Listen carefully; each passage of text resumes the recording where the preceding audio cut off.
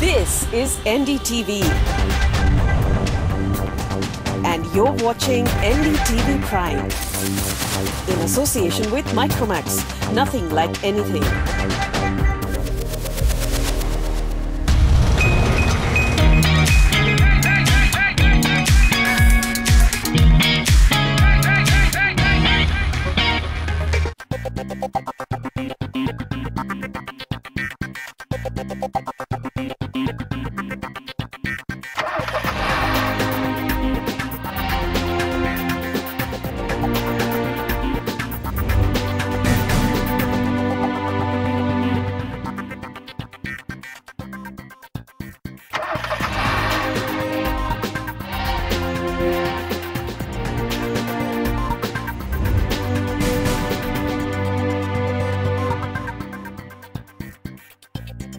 Hello and welcome to CNB. I'm Siddharth Vinayak Parthankar. We've got the brand new BMW 3 Series GT with us on the program. Now you've seen the car in bits and snatches. We've got the detailed review coming up. This car recently drove in at the Auto Expo, and in fact just last week we got news that it's now being assembled at BMW's plant in Chennai as well. So that's coming up in just a bit. Another car that broke cover at the Auto Expo was the new facelift on the Skoda Superb. Let's get you that first at the top of the show.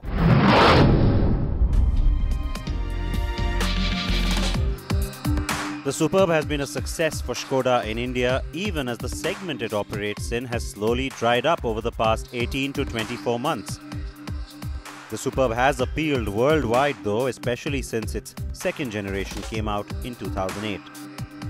So the global facelift was due and broke cover in mid-2013. It's taken us a few months to get the car in India, and it debuted here at the Auto Expo in February.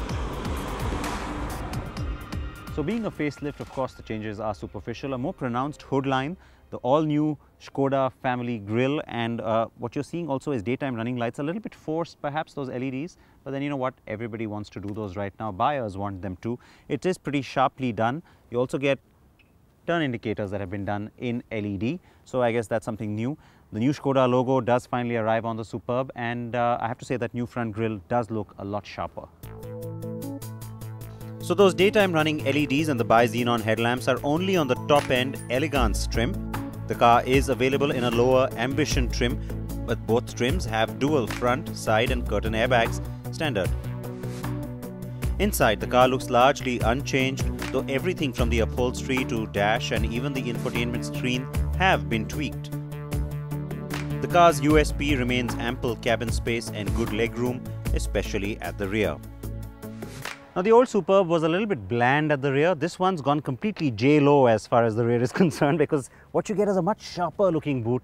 It's that tail light, again LEDs, 3 layers, looks really nice, makes the car look a lot more upmarket as well, and definitely different from the rear.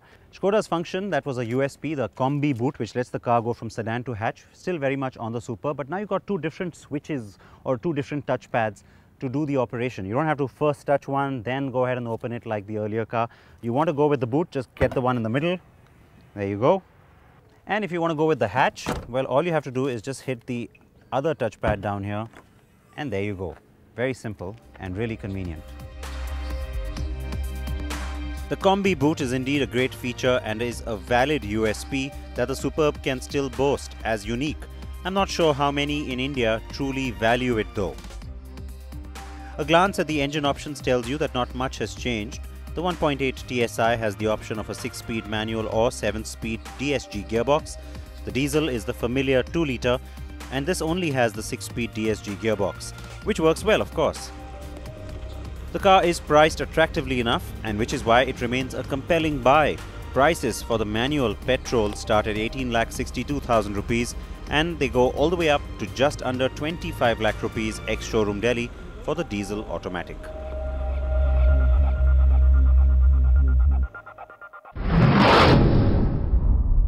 Now a few years ago when BMW did the GT version of the 5 Series, it looked a little incongruous and a little heavy at the rear. This time around, the roofline merges in very nicely with the boot, and the car looks like it was meant to be this way because yes, it was this time planned this way, and so which is why the rear, the hatch, does end up looking a lot more attractive than it did on the 5 Series GT, with a similar sort of functionality, of course. Bala had the chance to drive the car. Here are all the details on the GT.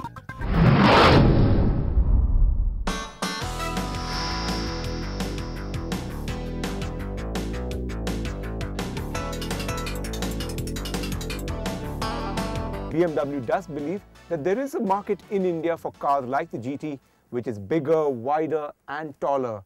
And a couple of things that will really connect with the Indian car buyer is that it's got more space on the inside due to the increased wheelbase. Also, it's got an extremely impressive boot.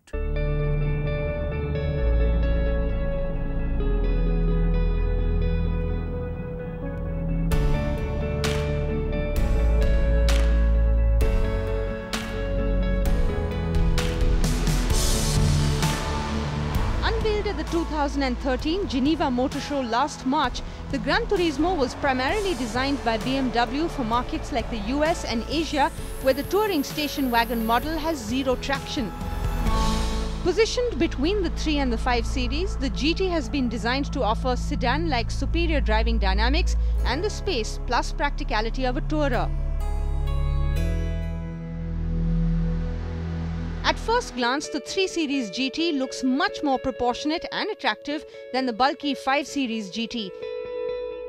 Even the 3 Series sedan kinda pales in comparison.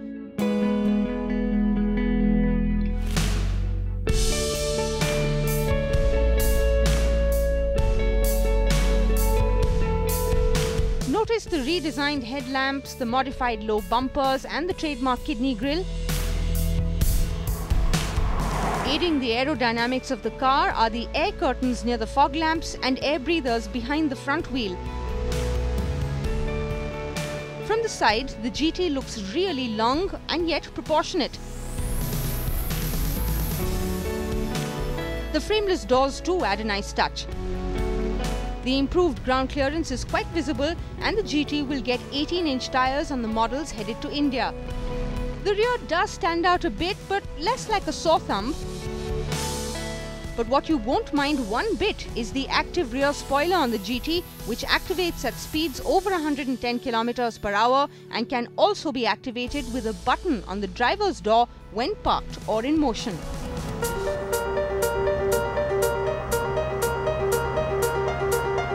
When deployed at high speeds, the spoiler increases downforce on the rear axle and improves overall stability.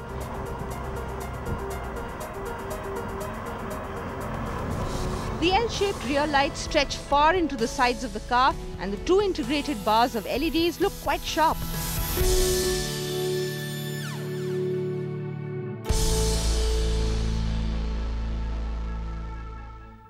One of the areas that really impresses about the GT is the amount of space that it has in the boot.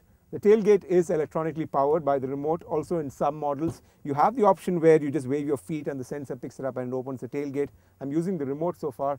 And as you can see, this is about 512 liters of space available. And also what's going to get really impressive is these functionality elements that BMW has planted in the boot, just to get the rear seats folded. See, with these handles, it's quite easy to get those rear seats folded. And now you have about 1,600 liters of boot space, and that's plenty of space really. And the functionality again kicks in with things like this that you wonder, where do you keep them? Do you keep them back home? So BMW has offered space under the boot, which lets you slide this in. And so now you have a big boot.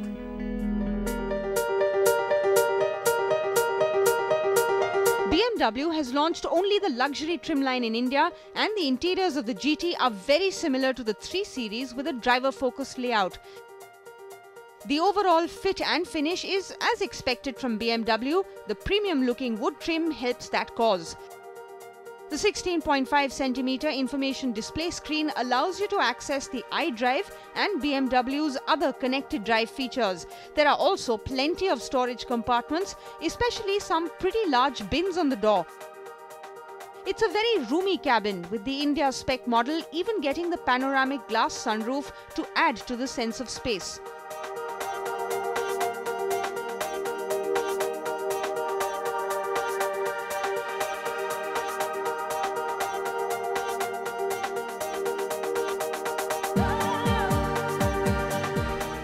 Now the rear seat of the 3 Series GT is a really nice place to be in, especially as you've got plenty of leg room, about 70 millimeters more than the regular sedan. That's largely thanks to the increased wheelbase that resulted in more leg room here, almost as much as the 5 Series. Also, what really impresses are these rear seats. They can be reclined back. They're manually adjustable. That really makes you comfortable sitting here. But what really doesn't make you too comfortable is the headroom, which has really been cut off due to the sloping roof line. And especially for people who are really tall, that will be a botheration.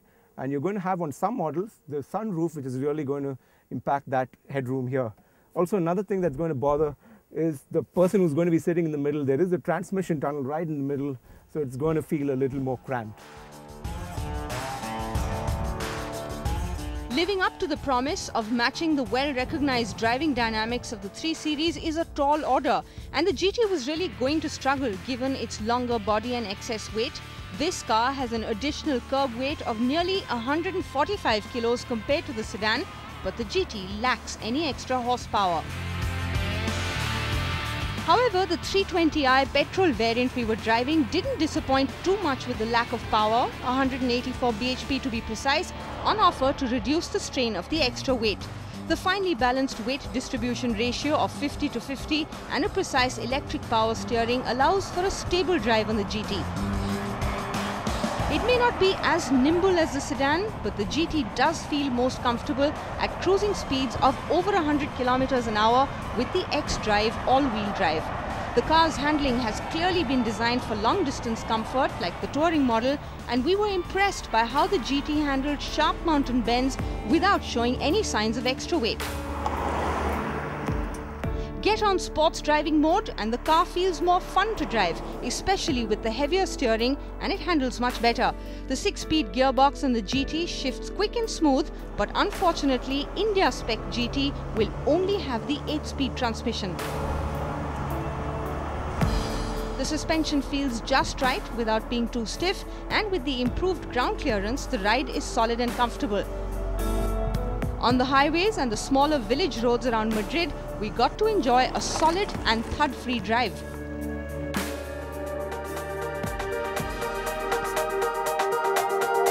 BMW currently offers the GT in 5 engine variants in global markets, but it has launched only the popular diesel variant in India. This churns out a maximum power of 184 bhp and 380 Nm of torque is mated to an 8-speed transmission. The 3 Series GT is steep, folks. BMW has priced it at 42,75,000 rupees ex-showroom Delhi. Now, that's pretty close to the entry-level 5 Series sedan, which starts at 45,90,000 rupees. So, the GT is for those who like the extra space and comfort, but think value. And hey, the 3 Series GT certainly won't seem like a practical option now, will it?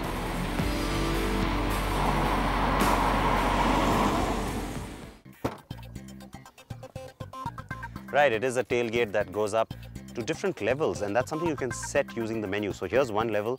You can of course have it going up further and then all the way open as well. So different parts which you can actually program using the iDrive function inside, and then when you pop the tailgate open from the inside or out, it will open only to that level. So a little bit of a convenience factor perhaps for some people that might work better. It is an ample boot, of course, as you can see, and the tailgate is automated as you saw, and so to shut it, all you have to do is press that button.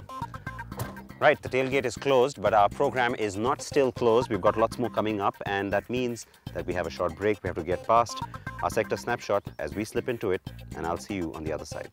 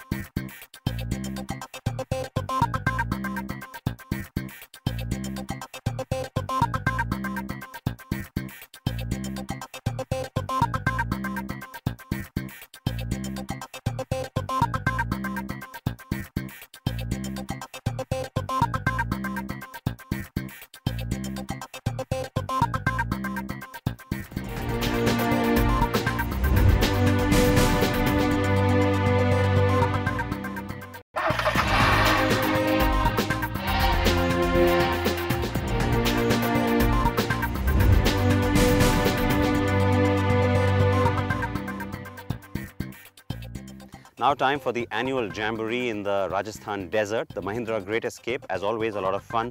Vikas Yogi and Ronak Shah were there and they have had quite a blast, I think.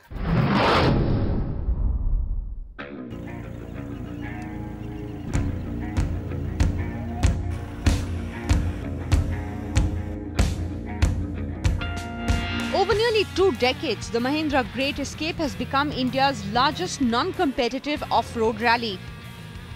What started with a group of Mahindra in 1996 is now an annual affair for M&M. In fact, there are 6 editions of the Great Escape in different parts of India. But the annual one in Rajasthan is the big one, and this year the venue is Pushkar. This time, the Great Escape had women making up nearly half the participants. This was, in a sense, intentional, as M&M coincided the event with International Women's Day, which was in the same week. The 18th edition had just over 100 cars taking part, with everything from Boleros to Scorpios and Thars to Quantos. But yet again, no XUVs. Ronak and Vikas were assigned a red and rugged Thar.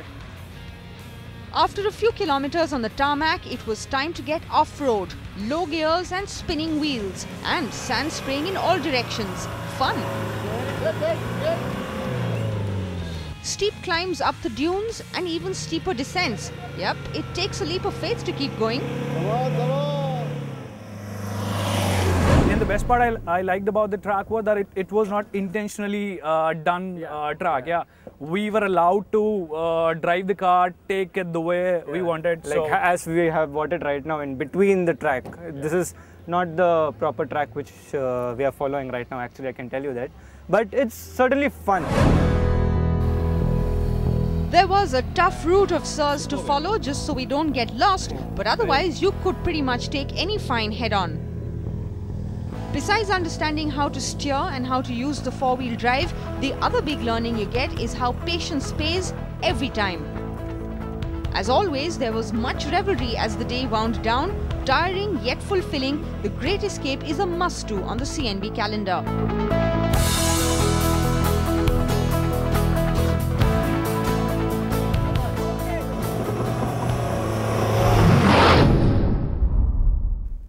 So the Mahindra Great Escape, always lots of fun. Now time for which car should I buy? Very relevant question coming in from Akash, who wants to know if the Terrano from Nissan is a better buy or the EcoSport from Ford. Now it used to be the Duster and the EcoSport. The Terrano and the Duster are pretty much synonymous, aren't they? So very valid question still. Akash, quite simply, if you want the bulk of an SUV, you want that big size and presence, Terrano it has to be. But if you want the convenience of a hatch, yet the little boost of height that comes from an SUV, and of course that shape, and the convenience overall on an EcoSport in city traffic is far better. Remember, the EcoSport also offers you the automatic option on the petrol and that 1-litre EcoBoost engine, which is again terrific. So overall, I would say the EcoSport just has a lot more going for it. It is also better value for money. Anirudh Singh wants to know if the Honda Mobilio is worth waiting for. Is that a better buy, or the Maruti Suzuki Ertiga? Anirudh, we haven't driven the Mobilio yet, so it's not fair for me to really draw comparisons. Having said that, there are certain attributes on the Mobilio which seem pretty apparent from having seen the car standing still. It is a little bit more premium. Honda's tag overall and the brand is a lot more premium than Maruti as well. And the interiors aren't terrific, but compared to the Ertiga, and the car looks nicer from the inside too. In terms of leg space, there's just a tad more leg space on the Mobilio as well. So it may be worth waiting to see just how Honda prices it before you make your decision. However, if you can't wait for a few weeks, it is still about the middle of the year when we'll see the Mobilio driving into the market.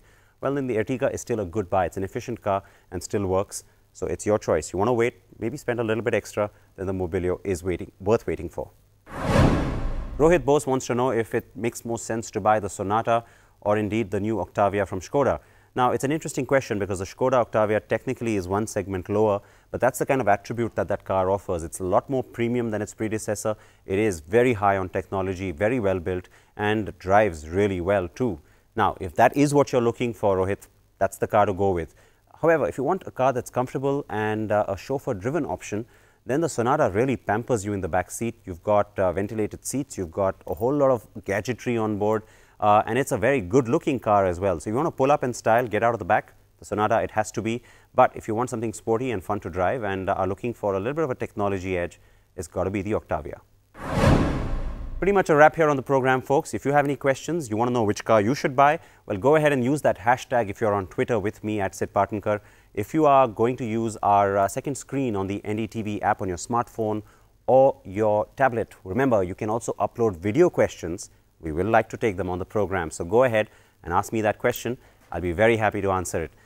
Please wear your seatbelts. I'll see you next week. And remember, Auto Prime, right through the week at 8:30 p.m. will bring you something exciting every weeknight. Stay tuned for that as well.